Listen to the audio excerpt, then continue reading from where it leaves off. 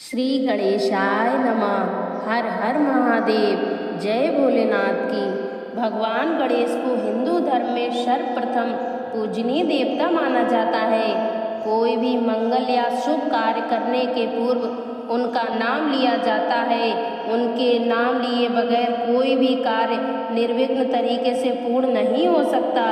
आइए जानते हैं उनके संबंध में 5 लोकप्रिय कथाएं। आइए श्रवण करते हैं पहली कथा।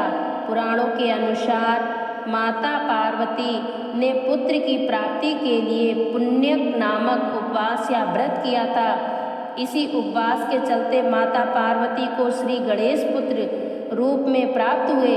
इस व्रत के लिए शिवजी ने इंद्र से पारिजात वृक्ष देने के लिए कहा, परंतु इंद्र ने इसके लिए इनकार कर दिया था।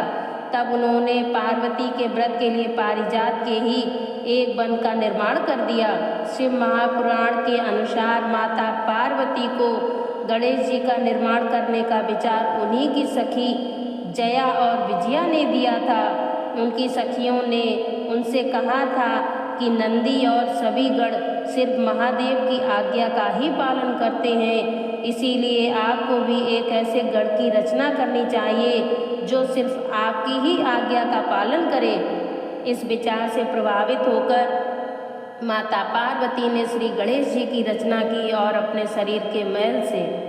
आइए सुनते हैं गणेश जी की दूसरी कथा। एक कथा के अनुसार शनि की दृष्टि पड़ने से शिशु गणेश का सिर जलकर भस्म हो गया था। इस पर दुखी पार्वती ने ब्रह्मा से कहा, जिसका सिर सर्वप्रथम मिले उसे गणेश जी के सिर पर लगा दो। पहला सिर हाथी के बच्चे का ही मिला। इस प्रकार गणेश भगवान गजानन बन गए।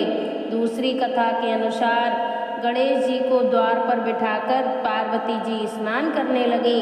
इतने में शिव जी आए और पार्वती के भवन में प्रवेश करने लगे। गणेश जी ने उन्हें रोका तो क्रुद्ध होकर शिव जी ने उनका सिर काट दिया।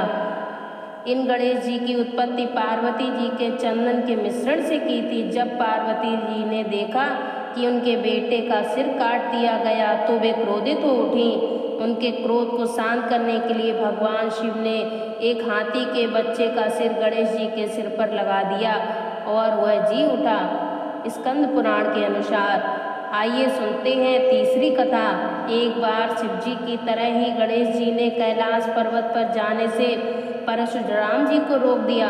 उस समय परशुराम कीर्तिवीर अर्जुन का वध करके कैलाश पर शिव के दर्शन की अभिलाषा से गए हुए थे। वे शिव के परम भक्त थे। गणेश जी के रोकने पर परशुराम जी गणेश जी से युद्ध करने लगे। गणेश जी ने उन्हें धूल चटा दी। तब मजबूर होकर उन्होंने शिव के दिए फरसे का उन पर प्रयोग किया, जिसके चलते गणेश जी का बायां दांत टूट गया। तभी से गणेश जी का नाम एक दंत कहलाने लगा। आइए श्रवण करते हैं गणेश जी की चौथी कथा। भगवान विष्णु का विवाह लक्ष्मी जी के साथ निश्चित हो गया। सभी देवताओं को निमंत्रण भेजा गया, परंतु गणेश जी को नहीं भेजा गया।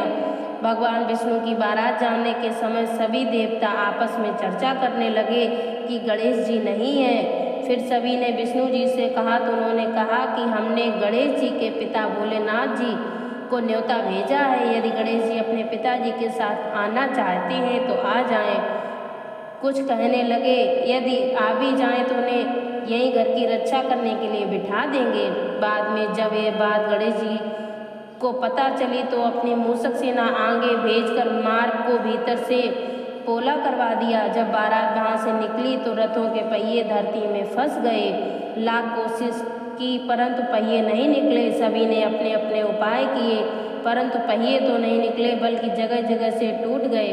किसी को समझ में नहीं आ रहा था कि अब क्या किया जाए। तब नारद जी ने कहा, आप लोगों ने गणेश जी का अपमान करके अच्छा नहीं किया। यदि उन्हें मनाकर लाया जाए तो आपका कार्य सिद्ध हो सकता है और यह संकट टल सकता है। फिर शंकर भगवान ने अपने दूत नंदी को भेजा और वे गणेश जी को लेकर आए। गणेश जी का आदर सम्मान के साथ पूजन किया, तब कहीं रथ के पहिए निकले। आइए श्रवण करते हैं गणेश जी की पांचवी कथा। पूर्व काल में पार्वती देवी को देवताओं ने अमृत से तैयार किया हुआ एक दिव्य मोदक दिया। मोदक देखकर दोनों बालक कार्तिकेय तथा गणेश माता से मांगने लगे। तब माता ने मोदक के महत्व का वर्णन कर कहा, तुमने जो भी धर्माचरण के द्वारा श्रेष्ठता प्राप्त करके सर्वप्रथम सभी तीर्थों का भ्रमण करके आएगा, उसी को मैं यह मोदक दूंगी।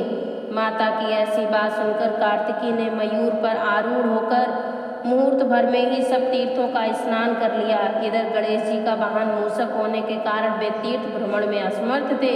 तब गणेश जी श्रद्धा पूर्वक माता पिता की परिक्रमा करके पिताजी के सम्मुख खड़े हो गए। यह देख माता पार्वती जी ने कहा कि समस्त तीर्थों में किया गया स्नान, संपूर्ण देवताओं को किया हुआ नमस्कार, सब यज्ञों का अनुष्ठान तथा सब प्रकार के व्रत, मंत्र, योग और संयम का पालन, ये सभी साधन माता पिता के पूजन के 16वें अंश के बराबर भी नहीं हो सकते। इसीलिए गणेश सैकड़ों पुत्रों और सैकड़ों गणों से भी बढ़कर है। अतः ये मोदक मैं गणेश को ही अर्पण करती हूँ। माता पिता की भक्ति के कारण ही प्रत्येक यज्ञ में सबसे पहले पूजा होगी गणेश भगवान की। पद्म पुराण के अनुसार। जय श्री गणेशाय नमः।